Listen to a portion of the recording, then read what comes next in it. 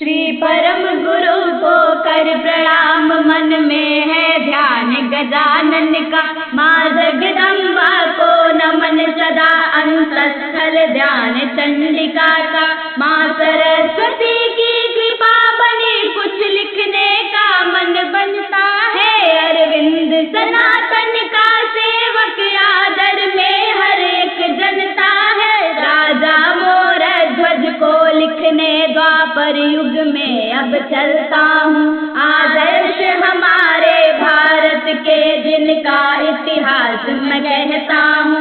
या श्री कृष्ण की लीला है, अर्जुन का अधम मिटाने को। मोर ध्वज जैसे दानी लिप, भारत महान समझाने को। थे धर्मराज के समय में ही राजा मोर ध्वज दानी थे। जनता का पालन करते थे, वह तनिक नहीं अभिमानी थे।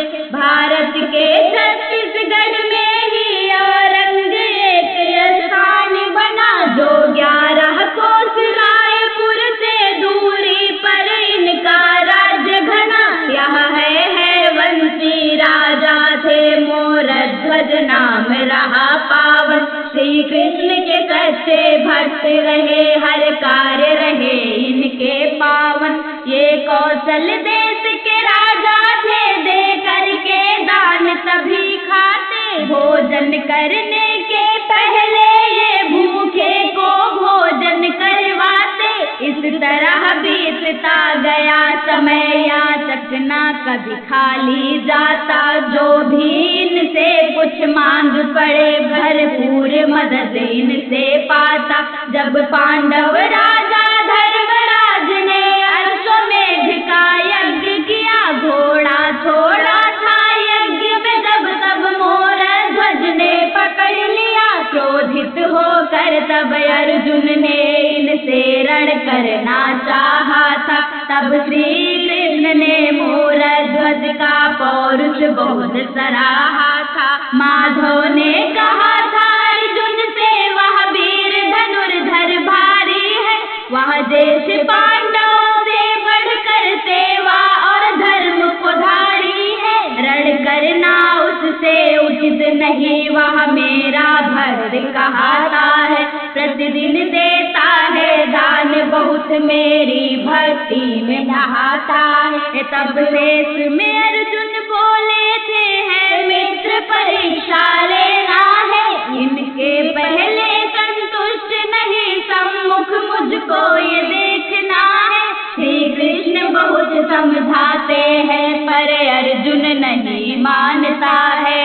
देश युधिष्ठिर धर्मराज उनको ही बड़ा जानता है। तब श्री कृष्ण ने ठाना था, चल करके परीक्षा लेना है। प्रत्यक्ष दिखाऊंगा तुमको, हे अर्जुन देर तनिक ना है। श्री कृष्ण ने अपनी माया से मायावी सिंह बना डाला।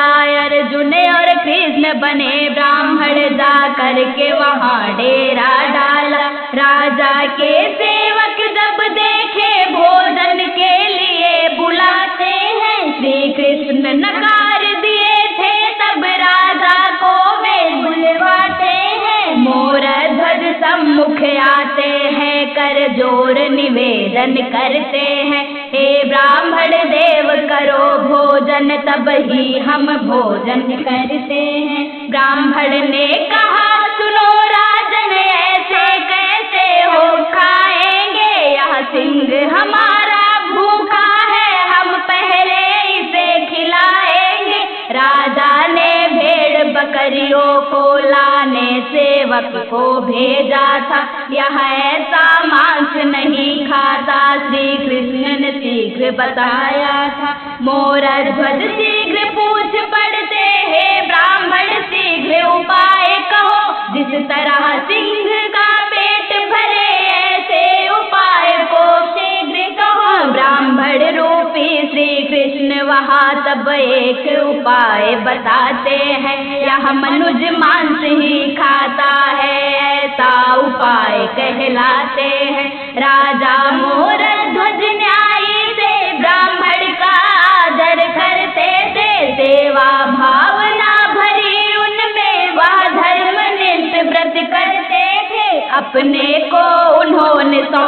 दिया उस शेर का भोजन बन करके, पर ब्राह्मण ने फिर मना किया, यह मांस तुम्हारी सूखी है, बच्चे का मांस इसे चाहिए, वह नहीं जो तनिक भी रूखी है। हे राजन यदि ना दे पाओ, दूसरे राज्य में जाता हूँ, मैं अपने सिंह के भोजन को खोजने कहीं पर जाता हूँ।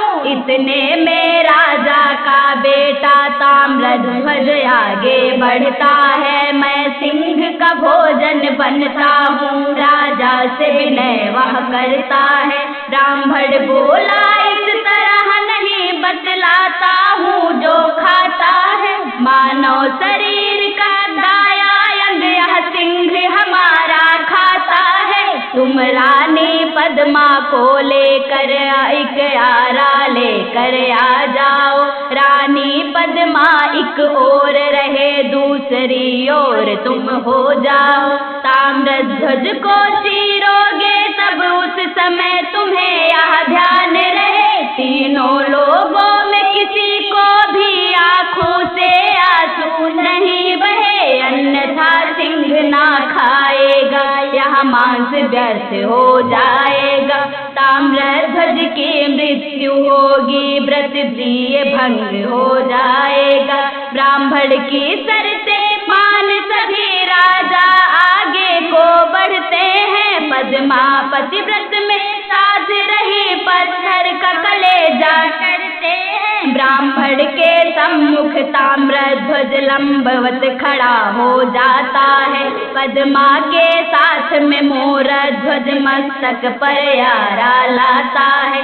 कुछ चीर दिया जब राजा ने, फिर बाई आंख से बेटे के कुछ अश्रु की बूंदें टपक पड़ी। ब्राह्मण ने पूछा बेटे से, ताम्रध्वज ने बतलाया तब, हे महापुरुष मैं सोच रहा, दाहिना अंग तो ठीक गया पर बाएं का दुर्भाग्य रहा, यह आपके काम न आया है, इसलिए नेत्र से अश्रु बहा। वीरता सहित सब ताम्रध्वज दोनों ब्राह्मण से यही कहा, ताम्रध्वज का दाहिना अंग खा करके संतुष्ट हुआ। अब ब्राह्मण जन की बारी थी, राजा तुरंत तैयार हुआ। मोरध्वज ने तब विनय किया, हे देव आप भोजन कीजिए, जो कुछ भी यहाँ प्रसादी है, हे देव उसे भी ग्रहण कीजिए। ब्राह्मण ने शीघ्र बताया तब, राजन तुम तो हत्यारे हो, ताम्रध्वज जैसे बालक को अपने हाथों से मारे हो, इसलिए न हम भोजन लेंगे, भूखे ही वापस जाते हैं। जो बाल मृत्यु का दोषी हो उसके घर हम नहीं खाते हैं। अफसोस हुआ मोरध्वज को, अब कैसे लाज बचाऊंगा, यह कैसी कठिन परीक्षा है, मृत पुत्र को कैसे लाऊंगा। करके तब ध्यान नारायण का, राजा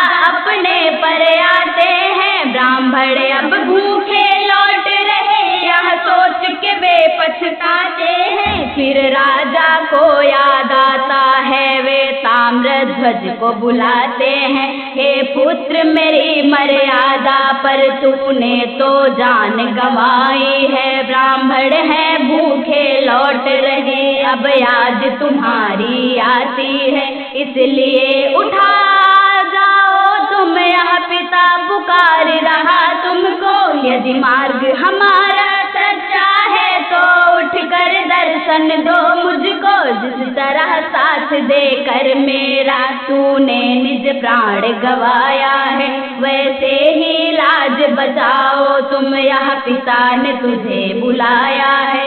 अब लीला कृष्ण की होती है, मोहन माया दिखलाते हैं, अपने भक्तों की लज्जा को वह तो अति शीघ्र बचाते हैं। ताम्रध्वज उठ कर आते हैं, नारायण की लीला कहे, तब अर्जुन कृष्ण प्रकट होते, राजा से सब कुछ बतलाते। वह सिंह शीघ्र गायब होता, आशीष मिला मोर ध्वज को। श्री कृष्ण ने यहाँ परीक्षा लिया, गया समझ तब अर्जुन को। अर्जुन तब घोड़ा पाते हैं, मोर ध्वज ने सम्मान किया। बढ़ कर के युधिष्ठिर से भी है, तब अर्जुन ने विश्वास किया।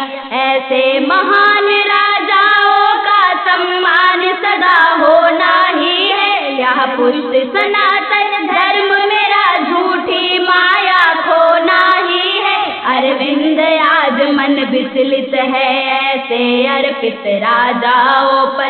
भारत की धरा पे जन्म हुआ है, गर्व मुझे इस भारत पर। लेकर के श्रद्धा सुमन सखे देता हूँ ऐसे राजा को, जो इस मिट्टी की प्रतिभा थे न्यौछावर उन पर तन मन को। हम सब तो मूक समर्थक हैं, मोर ध्वज एक कहानी है। हम सब तो बने भिखारी है, राजा मोर ध्वजदानी है। हम सब तो बने भिखारी है, राजा मोर ध्वजदानी है। हम